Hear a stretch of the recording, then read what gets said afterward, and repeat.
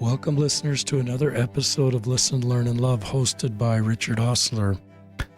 My voice isn't 100%, but I thought let's just keep doing podcasts because you're not here to hear my voice, you're here to hear my guests.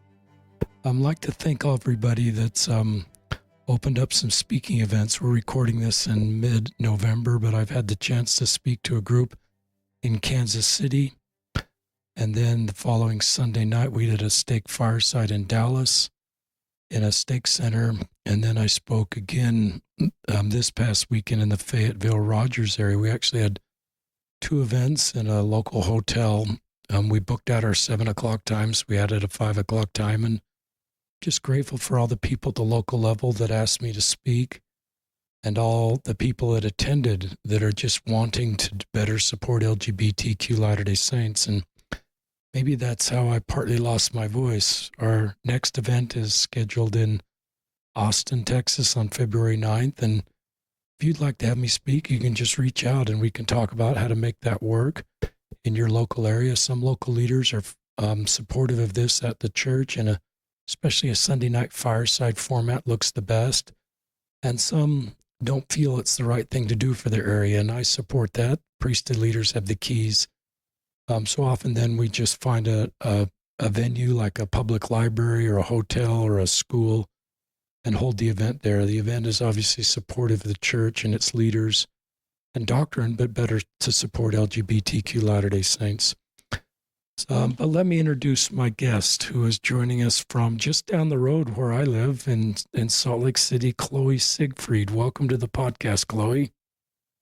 Hi, thank you. I'm happy to be here. And as I read Chloe's outline, I just got big tears in my eyes for her courage to share her story. And my format, as you know, is to give a quick introduction and then let Chloe share her story. She's very prepared, and she's taken this very seriously. Chloe grew up in the Salt Lake City, south part of the valley.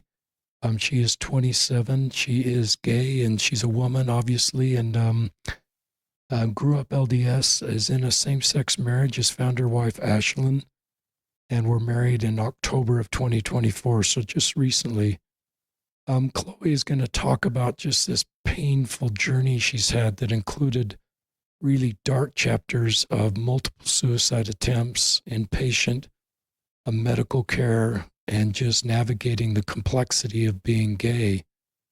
And this is a labor of love for Chloe, because I think she's doing this for her younger self in such a dark spot. If maybe she'd heard 27-year-old Chloe and the hope that she has, it would have given her better tools to live. So our prayer is that if you're in a dark spot, or you're a parent that has a kiddo in a dark spot, that Chloe's story, because she knows this isn't theoretical, this is her life, and that she's been able to navigate through that, and now works at a recovery center to help others stay, because she knows that road and she can give others hope. And that's the reason for doing the podcast. And I also like to humanize people like Chloe that have found her wife, Ashlyn. Yes, they're in the same-sex marriage, and that's outside the teachings of our church, but it's not outside the circle of our love and support and kindness. And part of the purpose of this podcast is build bridges of understanding with people that are walking different roads, because at the end of the day, we're all the same human family. So is that okay for an introduction, Chloe? Yeah, that's perfect. Thank you so much. Okay, we'll turn from my hoarse voice to your clear voice, and our listeners will be glad to hear you for the rest of the podcast. Okay, I will try. Where do I even start? So basically, I was raised and baptized in LDS Church. I grew up wanting to serve a mission. I don't know where that kind of came from. Kind of maybe I just was, that sounds like fun, I'll do that, and I kind of grew up in that in my mindset. That was what I was going to do as I grew up. That obviously did not happen, and that's okay. I think I have a different mission in life than serving one like that. So I did stop attending church after my 18th birthday. That was also after I had come out to, first person I came out to was my little brother. And then a couple of weeks after that, I ended up coming out to my parents. who asked me to not say anything for a whole year, not to tell my siblings, my friends, people I was around. Um, and I was just kind of like, oh, well, okay, I can do that. And I asked them why, and they said that they didn't want me to say something that was so big and kind of a big intense thing and change my mind. Or I think they were somewhat hoping it'd be a phase situation that you've obviously we all heard before. But I also think my parents didn't know exactly how to deal with that, which is okay. I don't think I knew either at the time how to deal with it. So that was really okay for me. But during that year, I really only had my parents to talk to about it because I wasn't out to anyone else. And it wasn't like a lot of conversations we had. It was more just like me kind of just crying in between them on their bed and not knowing what to do. And it was a sad and scary time. And I remember just praying with them and hoping I would be okay. And I mean, I think if you're a parent out there listening, like just be there for your kids and support them. And that doesn't mean you have to know everything they're doing or support every single thing they're doing, but make your kids feel loved and give them the time and the place and build a safe spot where they can come to you. Because my parents did give me that, and I'm so thankful for it and changed everything for me. And still to this day, I can go to my parents with anything, good or bad, and I know I'm going to be okay. And they're going to help me navigate whatever that is. And they're very Christ-like to me. And there's times I don't know if I always deserve that. I was kind of a brat sometimes. I know that. But thankfully, they were still very Christ-like to me, and I love them for that. Okay, getting back to my story. So, I waited a whole year to tell my parents or to tell other people after my parents asked me. Um, so, during that year, gay marriage was legalized in the United States. And that was a huge deal, obviously. And I didn't think at the time I realized how big of a deal it was, but looking back, I'm like, whoa, that's kind of crazy. I like lived right through that. Like I remember it breaking news, and that's just crazy. I don't even know if I thought it was just, a normal day. Like this is whatever. Um, but there was a lot of mixed emotions for me. Like I was happy and excited, and I was crying, and I was kind of sad that I could even relate to it. Because I think there's a lot of shame and guilt around the whole situation. So I didn't really know exactly how to feel. It was just really heavy, really intense on me to feel any type of way. So I kind of just put it aside, put it in the back of my mind. Um, then I came out to my siblings, the rest of my sisters. I have three older sisters, and I remember, so National Coming Out Day is October 11th, and I remember the night before I was plugging my phone in to go to bed, and I looked on my phone and I was like, I'm going to tell my sisters tomorrow. I'm just going to tell them. I have to tell them. And I was like, there's just no way I can't. I have to. And I woke up the next morning and I was nervous, but I was ready. And we all met at my sister's house for lunch, and I told them, and they didn't have much to say, but I don't think I expected them to say much. They were loving and supportive, and they just were like, okay, well, that's okay. And we still love you, and it's not going to change our relationship with you. We just want you to be happy. And they gave me a great reaction, and I was thrilled. Um, and I'm so thankful for them. My sisters have been incredible, and they're all my best friends, and they've taught me so many things. And at that time, I really needed that love and support and the safety they gave me. So after that, I started dating because I was like, I can't start dating people without keep telling my sisters or my family. I tell them everything. I can't just lie to them about where I'm going on the weekends or who I'm out with.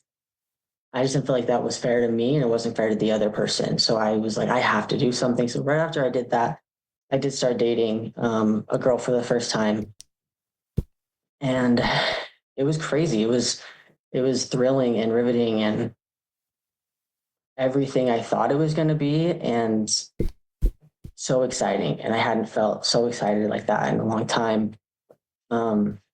I did get my first girlfriend, and that was incredible. I remember it was a very monumental time in my life. Um, Everything I was doing for the very first time. So all of these first times were happening one after another, and they were all huge to me, and they still are big. And I can remember all of them um, really vividly because it was just something I never thought was really going to happen, but I wanted it so badly. So when I first got my first girlfriend, I was thrilled, and the girl I dated at the time was an incredible person. She had a great soul. She was sweet. She was kind. My family loved her. And she didn't know a whole ton about my background, only what I guess I would share. But we were raised in different spots and different things. So if I would have a bit of a moment or something would come up for me that was kind of hard to talk about and I would cry, she did ask me questions and she did try to understand. And I thank her a lot for that.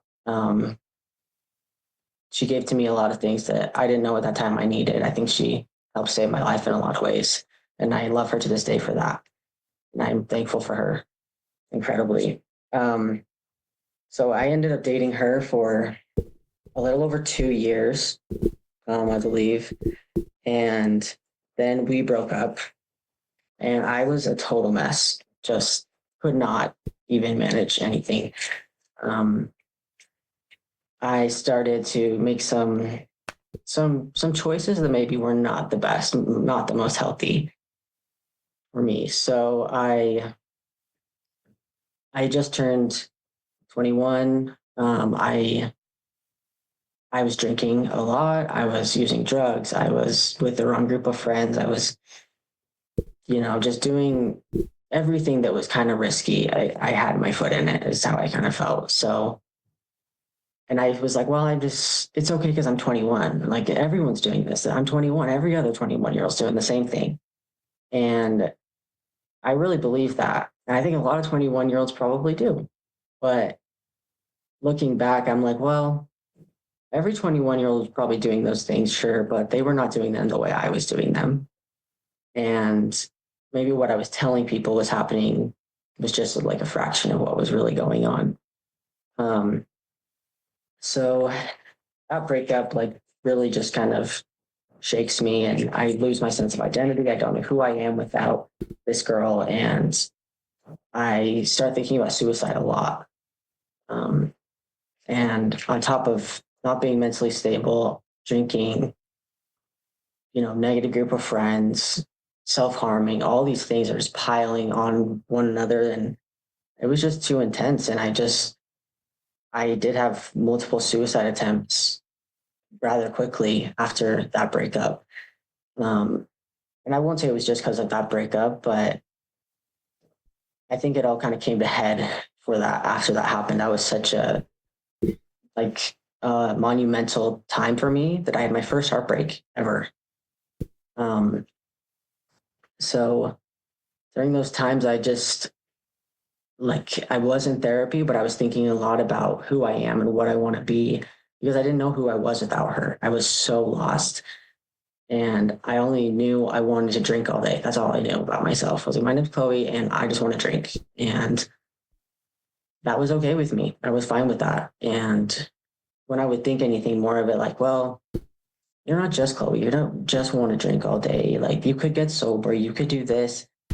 I would just think, well, like I don't really care. And I had so much shame and guilt around it that I didn't really care to change any of it. And I really thought I'm just going to end up killing myself anyway. So why am I going to try to do all this?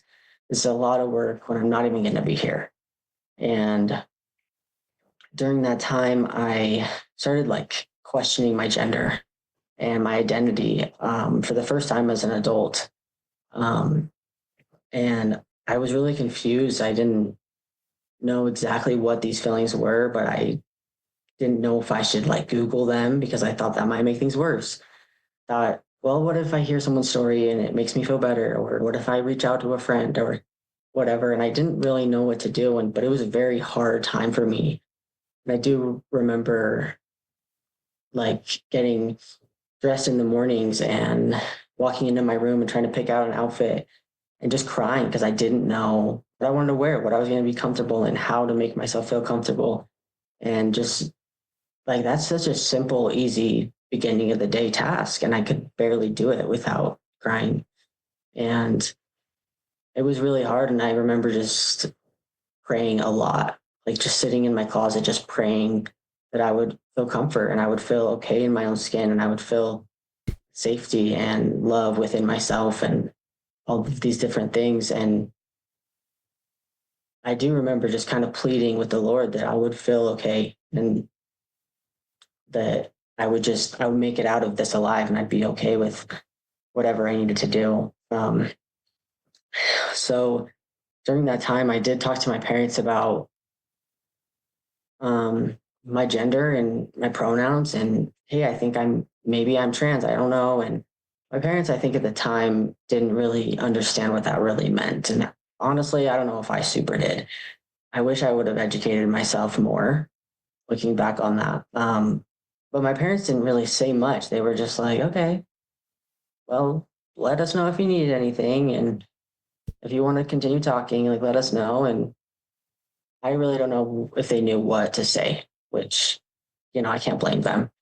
Um, so I did end up talking to some doctors and friends that had transitioned or that had top surgery and different things that I had been kind of looking into and asking them questions. And um, I just remembered like when I would think about that or when I would talk to them, I would just kind of get like a pit in my stomach and I'd be like, I don't know how I feel about this. Like, yeah, I feel like this in some ways and I can relate to you here, but not there. And I just didn't really felt like I didn't belong on any spectrum. I didn't know where to land. And so that was hard. But because I thought, well, if I just start transitioning, it's going to fix every other problem I have. It's going to fix my heartbreak I have from my girlfriend. It's going to fix my drinking. It's going to fix my mental health. I'm not going to be suicidal because I'm going to be happy in my body. I'm going to stop self-harming because I want to look good. I just really thought it was a cure-all for everything. And mind you, during this time, I'm still drinking and doing things that I was not sober enough. I should not have been making decisions like this when I was under the influence, mind you. So this time of my life, I really can't remember much because I was so far gone mentally. But I did start taking testosterone. And I remember doing my first shot and I don't remember any of them after. And it was kind of a wild time. It was kind of like when I came out and I started dating girls, because it was thrilling and it was exciting. It's something new and something not everybody's doing, and it was unique to me. But I didn't have a lot of support. I just kind of felt like I was doing it in hiding and just praying that I would feel better. And I think I was just numbing out so much with my drinking and things that I didn't really know how to help myself. So I'm kind of struggling with that. And then I was like, I should probably get sober. I should stop drinking. But I didn't have the means to do it by myself. I didn't have the tools. And so I was really like stressed out about that a lot. But I wasn't stressed about it enough to go ask for help either. Um, and I never prayed about like my drinking or my drug use or any of those things because I didn't want to get the feeling from the Lord that I should stop because I didn't want to stop. And I do remember that, or feeling hungover in the mornings. I would never pray that I would not feel hungover because honestly, I deserve to feel hungover. I made a choice and I did not feel good. So that was something I was very hesitant on praying about, is my drinking.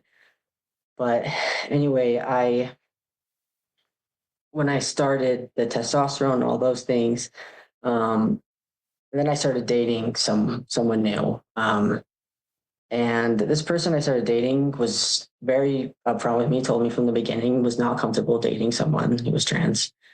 And so I think I really wanted to be accepted. I wanted to fit in. I wanted to be loved because I felt so unlovable and I so badly did not love myself. So I was going to do anything with anyone who gave me attention. So I told this girl that I would stop doing my testosterone shots and I would wean off of it and things like that. And I did. And I think often about that I kind of made this girl my higher power. I made her everything. And every decision in my life came back to this girl. And I really had a lot of anger, like for myself and for her during those times and afterwards, because I let her dictate everything I did and didn't do. And, but I also think that she saved my life at the same time. Because I don't know if I would have been happier, if I would have stayed on T, if I would have transitioned fully, if I would have done all these things. But I think her kind of coming into my life and me coming to such a stop very quickly, I had to figure out what I wanted and who I wanted to be and what was going to happen. And I knew I could go back on T if I wanted. I knew I could just stop and whatever. But had I just stayed, I don't think I ever would have figured out who I was. And to be honest, I don't know if I'd be alive today if I stayed on it, because it was not a cure-all, and it's never a cure-all. There's a lot of deeper things that I realized by not being on it and by getting sober that helped me that I wouldn't have experienced. So let's see. So I mean, I'm off testosterone now, and I'm with her. I was drinking a lot still. She was drinking with me, so it wasn't crazy. I did enter inpatient treatment, which I can't remember which one I entered at this time, but I know I left treatment. I didn't stay sober for very long. And I've said before in my life, and I truly believe that treatment only works if you go for yourself. You can't go for your mom, your dad, your sister, your brother, your boyfriend, girlfriend, husband, wife. You have to go for you and only you. And I know this. I mean, personally, I feel that I believe, and I know this because I've been to treatment many times. And the only time it's really stuck for me is when I went for me. And because these people are going to come and go in your life. And if you're sober for, your girlfriend and they end up leaving, then what? I mean, you feel like you just got in a wreck, so that was huge for me to get sober for me and not for everyone else around me. But during the time of 2015, 2019, I had 6 failed suicide attempts. So I would go to the psych ward after each one. I would get set up to go do inpatient or outpatient treatment. I would get medications. I had to meet with therapists. I was on suicide watch for like almost 2 years straight. And I'm not sure that everybody knew that. Me and my parents, obviously, my therapist knew. But I had to fill out like suicide prevention plans every single week, sometimes multiple times a week, because I couldn't get out of this spot. I didn't want to do any of this. And it was just so much for me. So, and I would talk about why I felt like I didn't want to be here and different things. I'm not sure now looking back how honest I was with like my therapist and my parents. I think I used the tools I had at the time, but I think I could have probably helped myself more had I been willing, not so stubborn, maybe defiant, defensive, and all those type of things. But either way. So in 2019, so fall of 2019, I'm still drinking. I'm thinking about my gender and pronouns and how I identify and do I want surgery? Do I not? And all these things. I'm completely suppressing all of it. 100%. I'm drinking so much that every time I thought about it, I would drink, which was all day. So you can guess how that went for me. And my girlfriend that I had was not a safe place for me to talk to about this. And she made that very clear to me that this is not a discussion we're going to have. I felt uncomfortable with it. I don't want to approach this with you. I mean, the whole thing. So our whole relationship, it was just closed. I didn't talk to anyone about it. And that was really hard because I was struggling so bad internally, and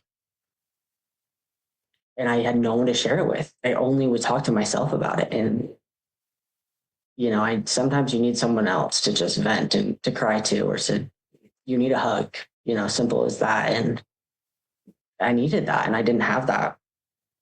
But I stayed with her.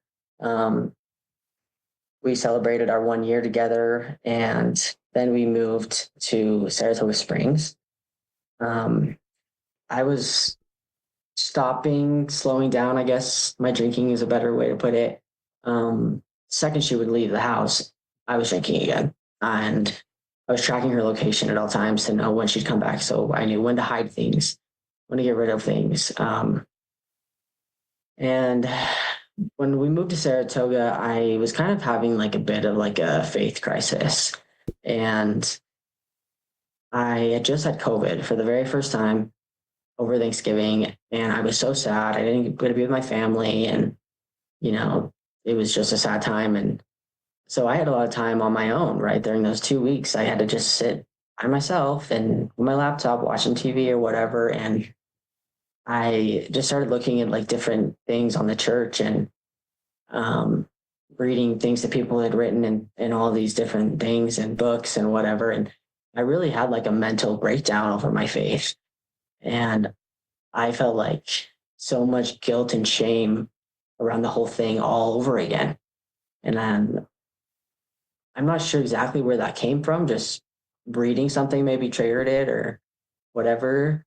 But I do remember when we did live in Saratoga, I was just like, every time I would think about the church, I would just feel so sad. And I would have just like a lot of disappointment in myself, because I wanted my life to be different, and my life would never be what I thought it was going to be. And I really held that against myself, which did not help me. But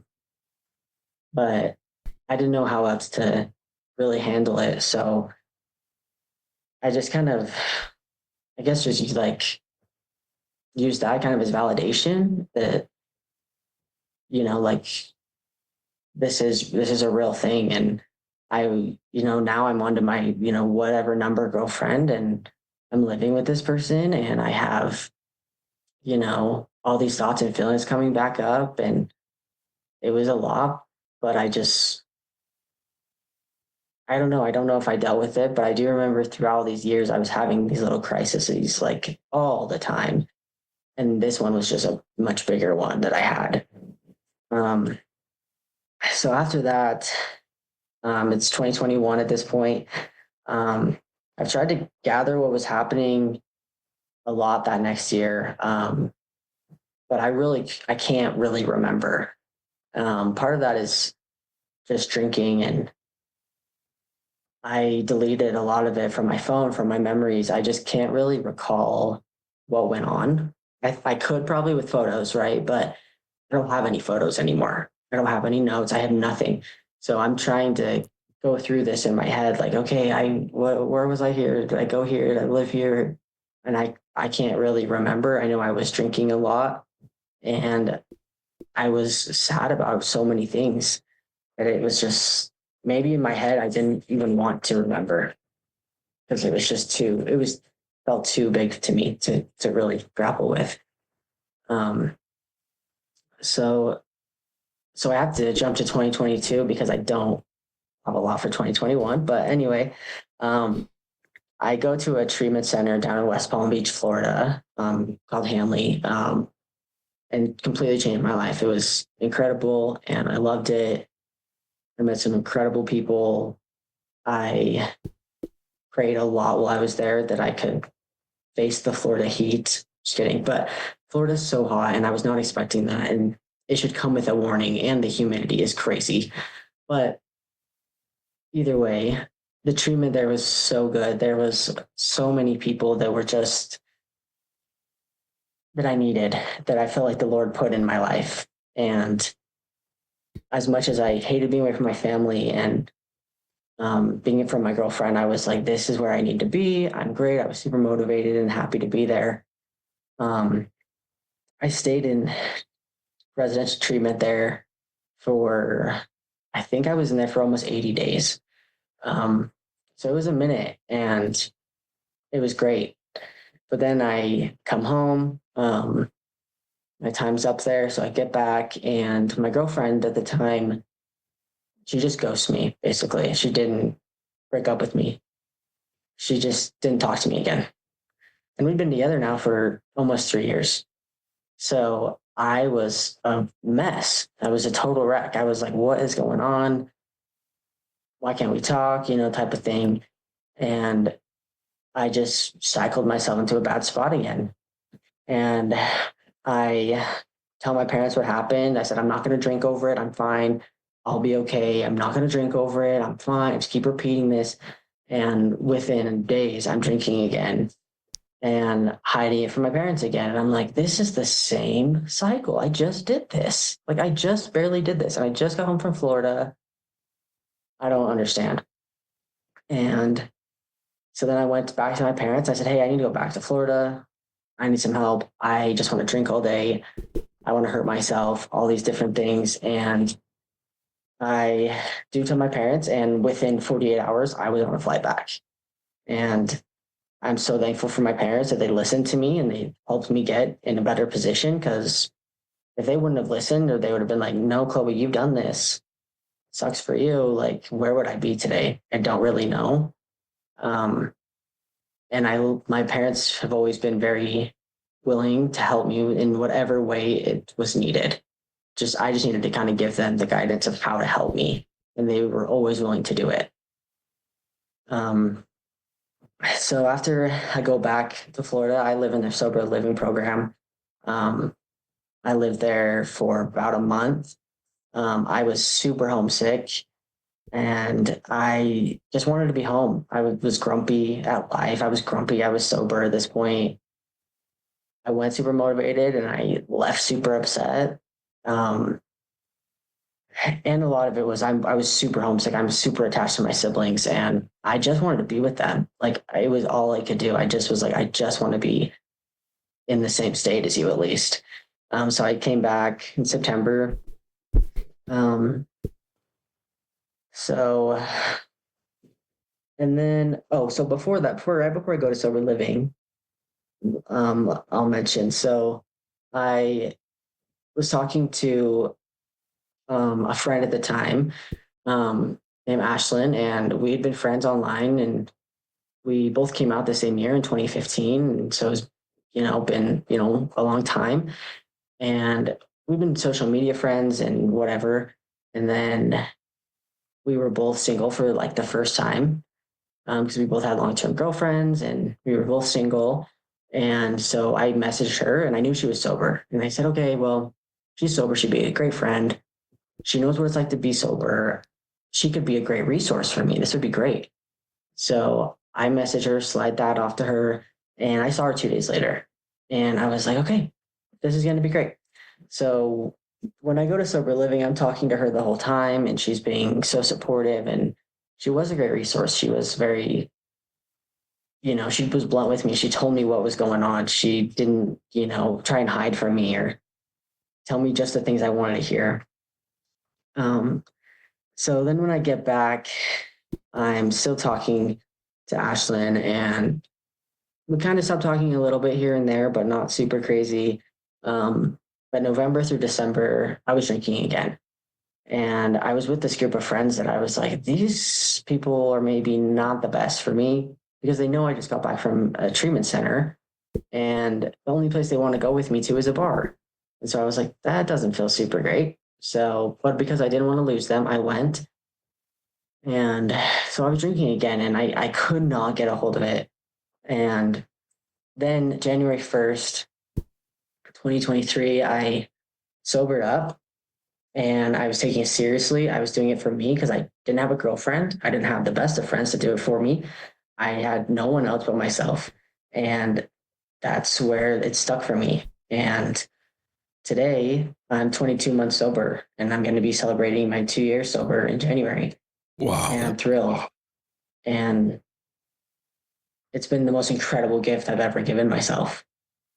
And I couldn't have done it without faith in myself and faith in the Lord, really, because there was nights I had to beg and plead the Lord to just help me make it through without drinking, and that my cravings would go away, or I could get, overcome my cravings and, guide me to a meeting that I really need to hear tonight or something. And I was shown those paths, I really was. And my sobriety is huge to me. And it's something I don't think about every day anymore, because now it's just life. It's just my daily life. So, and my wife now, she's also sober, and she's been sober almost 4 years.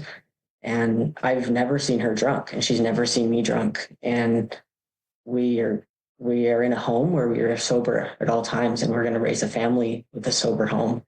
And that's huge. That's not something everyone gets. And we talk all the time about how our lives are so different now that we're sober, and we can remember everything, good or bad, and go to concerts and remember it, and go on trips and remember what we're doing and things like that. And it's been such a blessing, and I wouldn't be there without the Lord helping me and me putting my faith and trust in him that it was going to work.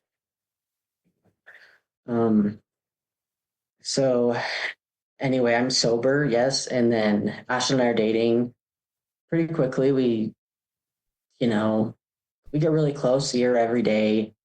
Having sleepovers. She met my family. I met her family, and I moved into her condo. She basically didn't ask me. I just moved myself in because I just didn't want to leave, because I just loved her. And I said, I don't want to go. So here I am. And she never kicked me out either. So I guess I was doing something right. But anyway, so August comes around of last year, and I told my family I'm going to propose to Ashlyn. I'm going to marry her. And my family was like, "Oh yes, that's so great. That's wow." And they were so excited. And I said, "So how should I do this? When should I do this?" And we're going through these things, and I remember thinking, like, I never thought this was going to happen. Like, I never thought I was going to get married and have my family support. Like, and they're helping me plan it. Like, this is crazy, and all these different things. And I was just so grateful. I was like, this is a moment where I was like, my 17-year-old self would be crapping themselves, because this is actually happening. And they haven't, like, I wish little Chloe could just, see it does get better, and things, like, you're going to have all the support and all the things you want in life.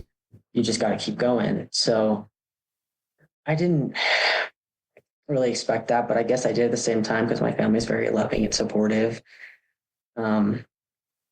So anyway, during that time, that fall, my brother gets married, my little brother, and that was incredible. It was cool to watch. He didn't get married in the temple, and I was just kind of like, hey, it's okay, because I won't either, but this is a little different for me. But he was shown just the same amount of love as anyone else. I started working at the Boys and Girls Club, and I gained a lot of purpose there, and like leadership and value, and just different things that I didn't know that I needed to teach me how to compromise and be willing, and behavior. And it really shaped me as a person, and I'm so grateful for that experience that I had there. So January comes up of this year, 24, and I celebrated 1 year sober. And that was incredible. I was up in my family cabin, and Ashley got me a cake, and my parents were there, and I blew out a candle, and it was really, really a cool thing for me, that I never thought was going to happen. And I remember after that, I went in my room and I just prayed, and I just said a complete prayer of gratitude that I was so thankful that I made it a year sober, and my parents were here to see me do this, because I don't know how much they believed I could really do it. So I was super thankful for that. So after that, that next week I proposed to Ashlyn at her condo. My siblings helped me set everything up, and that was a really beautiful thing. And it was so special to me to be able to propose to her and tell her all the things I wanted to say. And then my siblings came out at the door actually because they helped set up, so they were hiding. They came out right after, and I was just like mind blown. I was like, this is crazy that this is my life. I never thought these things would happen. And, you know, it was just such a great experience and something I didn't think was going to happen with the way my life was going and, coming out and things like I never thought this was a possible thing. And that's something like I wanted to touch on is that I think a lot of people that are raised in the church, they either are so for it or they're so against it. And there's not a lot of middle ground there. And all the friends I've had or people, acquaintances I've even come in contact with, they have so much negativity to say and they have so many things to say that they don't like or they're disappointed or they disapprove of or whatever. But what I had to do with my life in this kind of process of, my sobriety and coming out and, getting engaged to getting married is I had to take what worked for me in the church and run with it. And what didn't, I just had to leave it there. And that's something I've had to just do. And I had to think about what I loved about the church instead of everything I hated. And I came from it from a place of love and understanding instead of pointing fingers and blame. And it really did like sadden me and makes me, heartbroken really for a lot of those people that just have so much anger and hold on to so much hatred in their hearts for this. And I just don't feel that it's needed.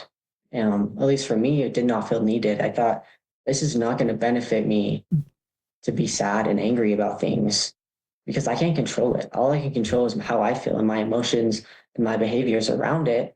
So why don't I choose to meet this with love instead of meet it with hate?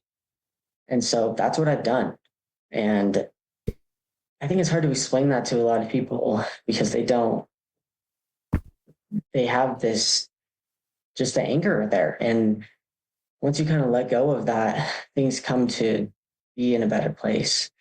And there's my therapist I have now who's incredible and who I love and who's changed my entire life and my whole thinking. We talk about the church all the time openly and all these things I've talked to you about today, like we've talked about all of them in depth. And, I just think get yourself like a therapist or someone you can talk to openly about these things that can challenge your thoughts in a healthy way and ask you questions about these things. Because had she not been doing this for me, I don't know where I would be. And I just I would not want my 17-year-old self to walk around with that much hatred in their heart. And there's a 17-year-old out there who was just like me. They don't need to walk around like that. So take what works. And if something doesn't work, leave it. And I just had to think about what I loved about the church. I love that the church has such an emphasis on family. I love that. It's my whole life. My family's my entire life. And the closeness of it and why it's so special and different things. And so if you look at the things that you enjoy and the things that you love, hopefully they overpower everything that it doesn't. I mean, if you meet things with love, your life is going to be so much different than meeting it with anything else. I'm sorry, I kind of got sidetracked there, but I can go back to my story a little bit and finish it off. And I can tell you a cool experience I had going back to that. So Ashton and I bought our first house in Cottonwood Heights just this last March. And it's been incredible. Being a homeowner is crazy. It's so much work and nobody told me, but it's great and I'm grateful. So this past summer, I went on vacations and concerts and, all the other things. Um, and also this summer, in July, Ashlyn's mom passed away. Um, and we had her celebration of life here in our home. And that experience was really kind of crazy. I didn't get to meet Ashlyn's mom prior. The first time I saw her the day of her passing. Um, and it was kind of crazy being there. One of the things that I really noticed while I was there in the hospital room, I was kind of staying out of the way, letting the family go up there and my wife go up there and, be with her. Um, and there was just such heaviness in the room, and just a lot of sad feelings and crying and, everything that you think it would be, when you're on someone's deathbed with them. But it was also a very like comforting feeling for me because I knew it's okay because, Ashlyn's going to be with her again and I'm going to be with her in heaven and I'm going to meet her and I'm going to know everything and all these stories that I'm learning about, it's going to be okay. And I just had such a sense of relief with that. And before she passed, I was saying a prayer. And I kept praying and I just prayed for comfort and peace and love for her. And, that she's returned to her body and she's healthy and all these different things and the family is okay. And, you know, and one of the things I said was that I pray that, that Ashlyn's mom knows that I'm going to take care of Ashlyn. I'm going to be there no matter what. And that she's in good hands and she can go and it's going to be okay. And when I said that, like in my prayer, I was just staring at her mom and she kind of went like that and just kind of like jumped up a little and made a noise and she was completely unconscious. And it was like right as I said amen. And I just had chills and I started crying. And I know that was the spirit speaking to me. And I think about that experience every single day now. And we have things in our house that were her mom's. And I don't know her mom at all, but I feel safety around it. And when she did finally pass, I told Ashlyn, I said, there is so much peace in this room. There's so much, it's light in here. And she was like, yeah, it is. And I said, she is gone, her physical body is here, but, and I was like, she is happier. And, you can feel that in this room. And it was crazy having that experience with someone who I never talked to in my entire life. And it just strengthened my testimony so much. I was like, the Lord is watching at all times and he knows. And this is a hard time. And, he's going to take her in his open arms and heal her and have her be okay. And it's all going to work out, and it was kind of an experience I did on my own. And Ashlyn was not raised in the church, so she doesn't understand some of these terms. And I try to explain and educate her. But it was just really something that comes up, things come up all the time for me that remind me of my faith, remind me of the church. And I see it all the time. So anyway, that was an experience I haven't shared with a lot of people that now I am. So that's okay. After that, we took our bridal pictures and we're getting ready for our wedding. I was getting a little nervous about our wedding because it's coming up close, but I was excited. In September of this year, I left the Boys and Girls Club after being there for almost a year. And I started thinking a lot more after I left the club that I was like, what am I going to do?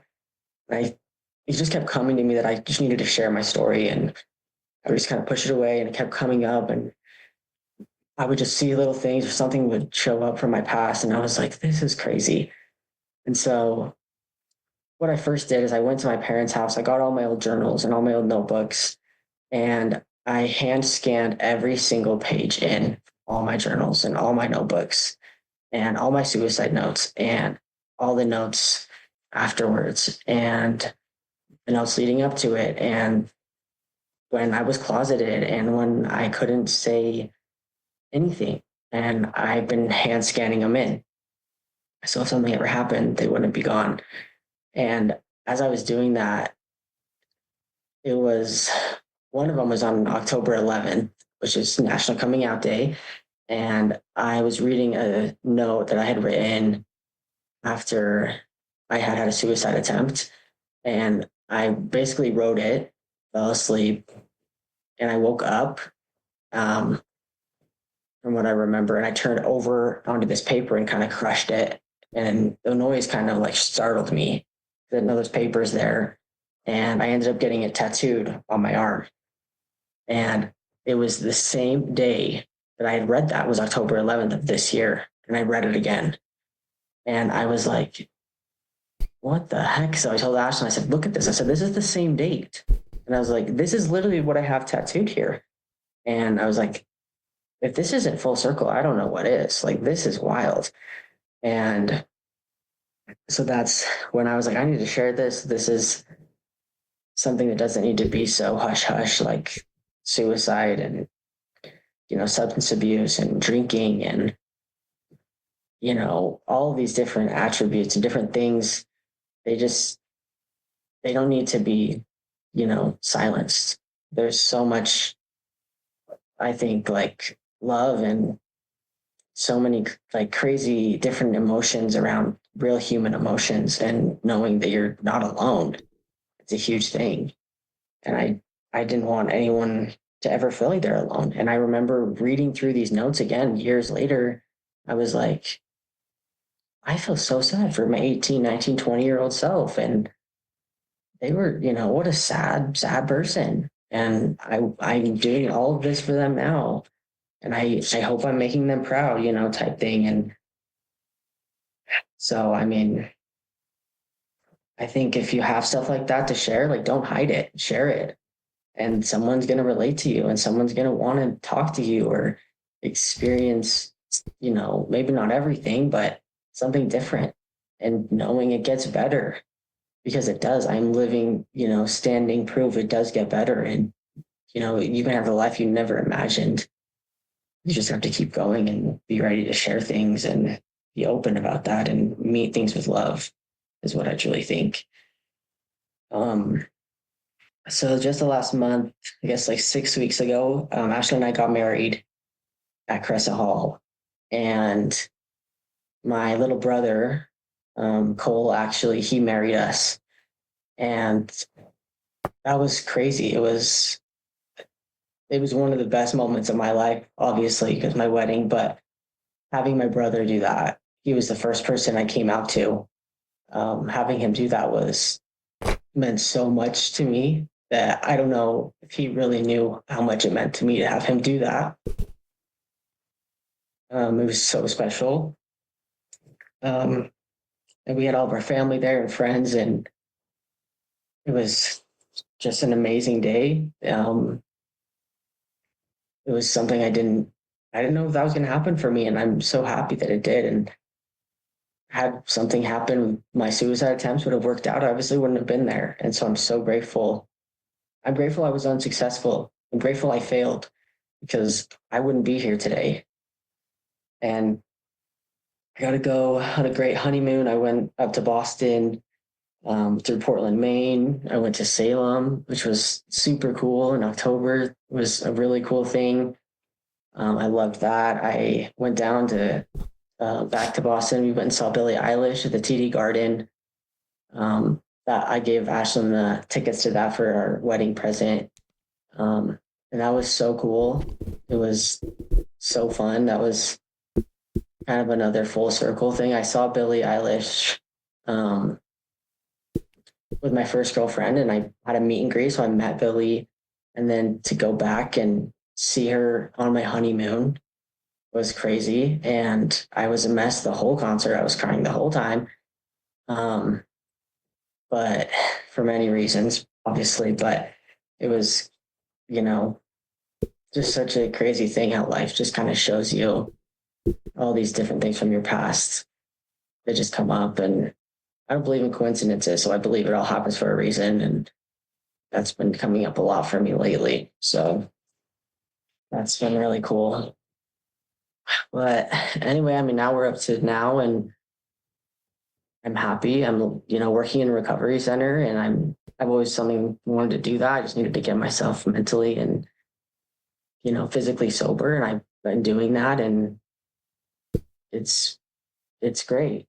So I mean, I don't know. I just think there's so many things that can be shared about my story, and I hope that, whoever is listening and all of this is that the bottom line is that you're not alone. You don't have to be alone in these situations and these hard times that come and go.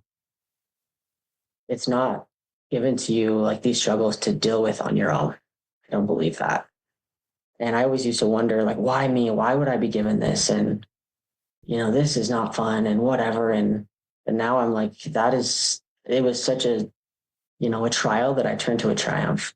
And I've done it over and over and over and over again. And I've proven to myself that I can do that and that I'm valid with my feelings, that I don't have to have all the answers all the time. I don't have to know what's going to happen in a week or a month or get caught up in things like that. I just know no matter what happens is what is meant to happen. And the Lord has a plan. And I fully believe that. He's not going to leave you hanging. I don't believe it. And so I really I hope that I don't want anyone to, I guess, ever feel how I felt for so many years. And if I could do something to help one person feel differently, I mean, it's not fair that people feel like they don't want to be alive or they don't deserve to live another day. And I know that all too well. And I don't want anyone to feel like that. And if sharing my story would help one person, then there you go. I'll do it left and right. So I hope this helps someone, and, don't be afraid to reach out, ask questions, like talk to people, get to know yourself, pray to the Lord. I know He is listening. He knows everything, every emotion, every feeling you're going through. He knows your fears before you do, but it's all for a reason. And, I believe in all of these different plans just as, well as everyone. And I don't believe it's all just happening for fun, basically. It's all for a reason. So, make it worth it. Great job, Chloe. Thank you. I'm going to turn up my mic. Again, I've been coughing during your wonderful podcast. I just, I speak on behalf of listeners. Just thank you for your courage to share your story. You're really honest, and people can find their story in your story when you're so vulnerable and so honest. And people get different things out of your story than I picked up. But you're doing this out of love for your younger self and everybody else that's in a hard spot. One of the themes, so I usually talk for about 5 minutes to listeners, and then I try to get Chloe sharing some final thoughts. This is a podcast about prayer and God's love for everybody, and that the relationship with God is not an earned transaction. I believe it's just there because God loves all of us and He wants to help all of us. And to go to the temple is sort of, you have to have worthiness to go to the temple, but to have a relationship with God, I believe, is just there. And here you are in these dark spots, knowing you're not following church teachings, but you intuitively know that I can still pray. I'm not outside of God's love, and I'm not outside of the ability to pray and get help. And I do believe Satan's real, but I think he would love to put the thought into you that you're outside of God's love. You've sort of dug your own grave here. I don't want to use grave because you're suicidal, but you've dug your own problems here. And so you've got to figure this out yourself, and God's not going to help you. So I just love your consistent turning to prayer, even when you may not feel like you deserve to pray. That is a doctrine I deeply believe in, and somehow you've figured that out. And I wrote down the words of one of your prayer. Comfort, that I can be comforted in my own skin, that I can find safety, and that I can make it out alive. What a beautiful prayer in just a really brutal time. And I'm so glad you said that prayer and said it over and over again. And I recognize the other thing I recognize is getting over addiction is sometimes not linear, where you just get addicted or have a, I'm not sure addiction's always the right term. You were dependent on alcohol.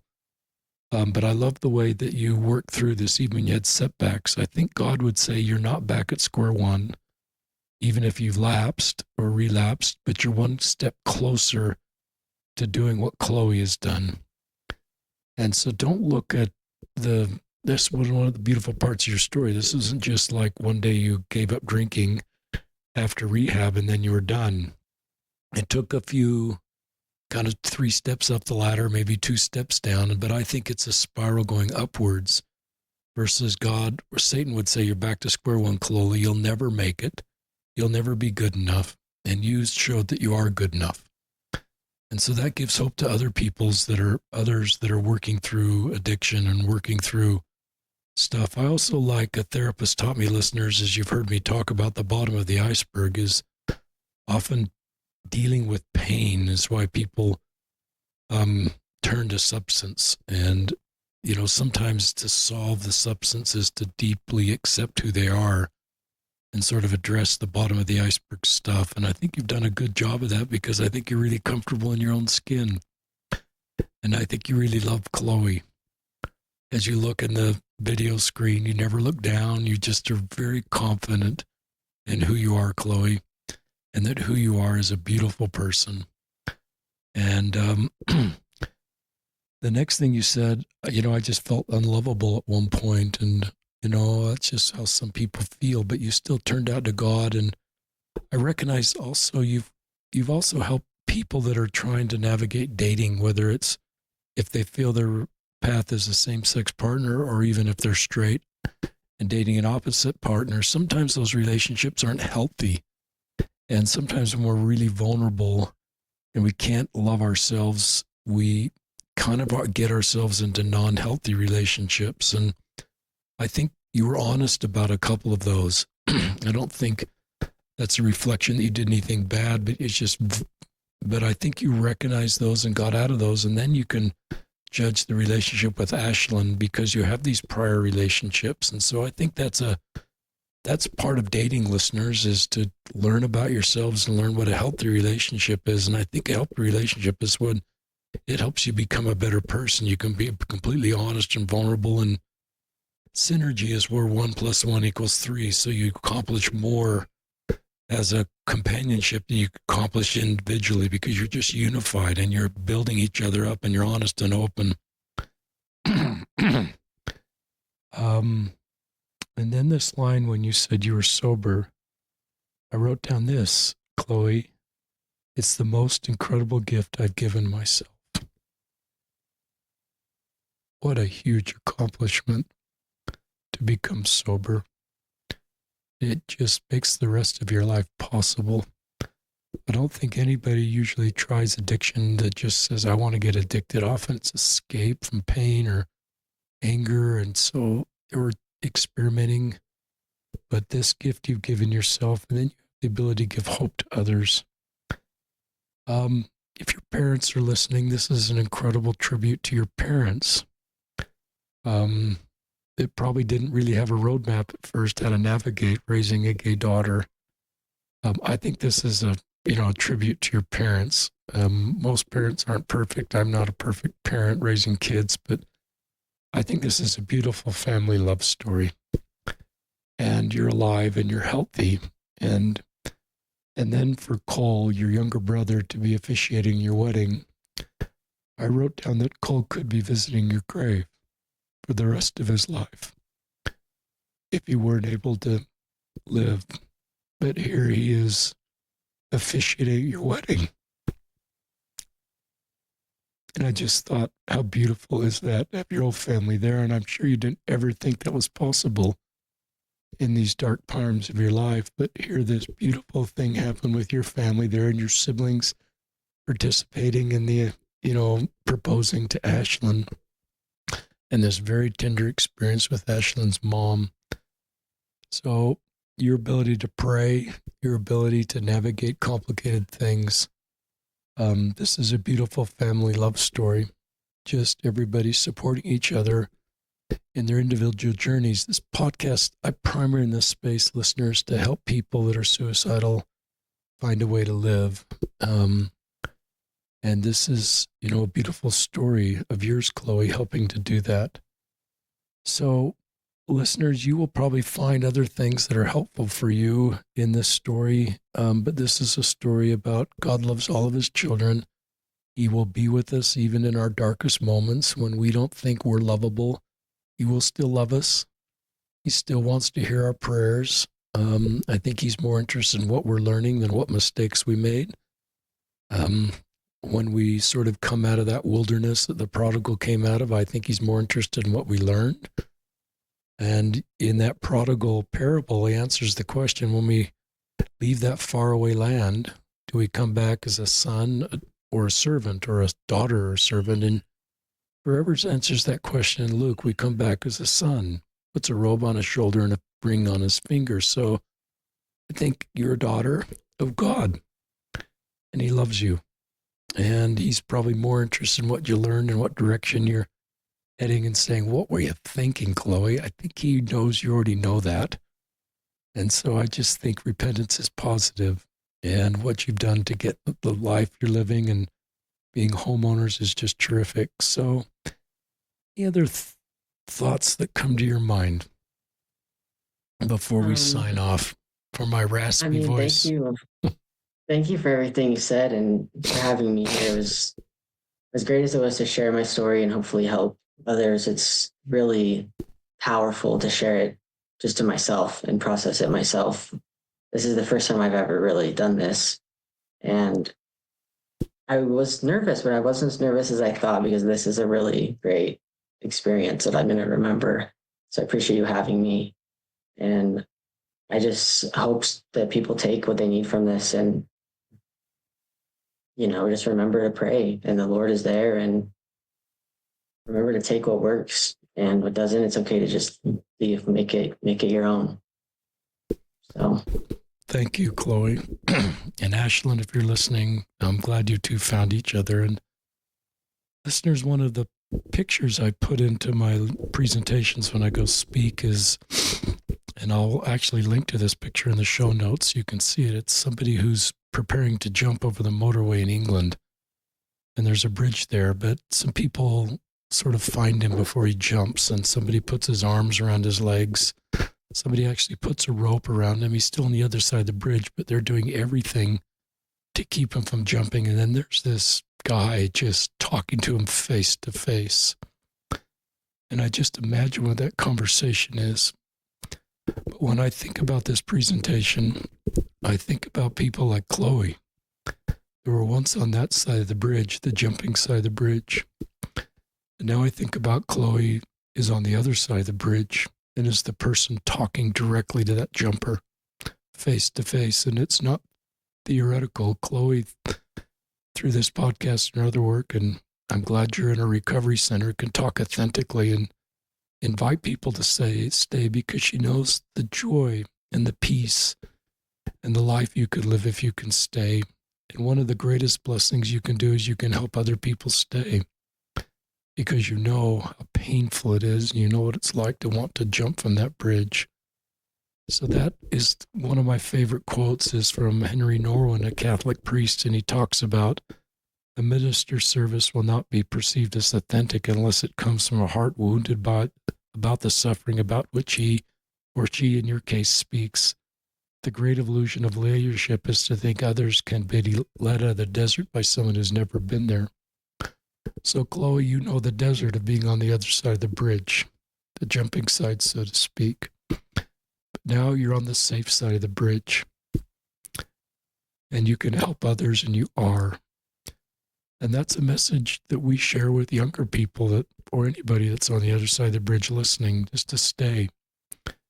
and just a promise that your older self will be glad you stay, and then you can help other people stay. And that may be one of the most satisfying things in your life, is that this really painful chapter of your life can give you a healing that will help other people stay.